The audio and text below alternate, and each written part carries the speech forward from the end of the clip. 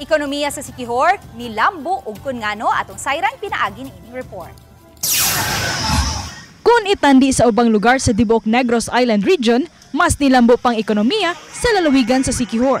Tungod sa nagkadaghang mga turista, nagkasakausab ang demand sa services sama nilang sa facilities ug infrastructure ug usa na niini ang construction services. Mas taas pang demand sa services sa Siquijor kung itandi sa Negros Oriental, Negros Occidental ug ang highly urbanized city sa Bacolod sukad niadtong tuig 2024.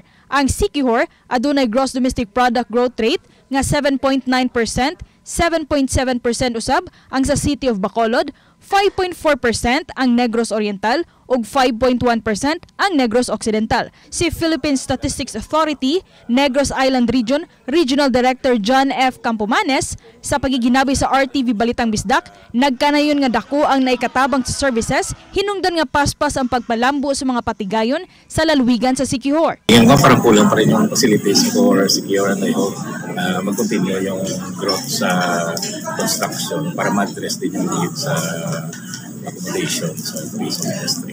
Si Marcelo Dolog, kinsa usa ka construction worker sa Kangumantong Lasi, Siquijor, nga nainabi sa RTV Balitang Bisdak, ni butyag nga yung tabang na yung suhol na ko sa mga akong amo kay nakapalit man ko kilanhanon na sa matag adlaw.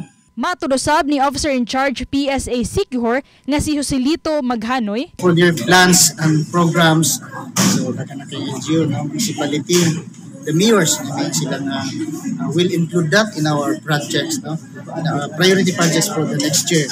Nagpaday ng pagpatukod sa Hotel and Convention Center sa lalawigan nga gipanag-iya sa kagamhanan ug lakip kini nga nakatabang nga daghang mga construction workers nga nakatrabaho dito sa isla nga ang uban pa niini gikan pa sa kasigbit nga Negros Oriental ug Negros Occidental. Ako si Orchid Silapinkaw, Balitang Bisdak.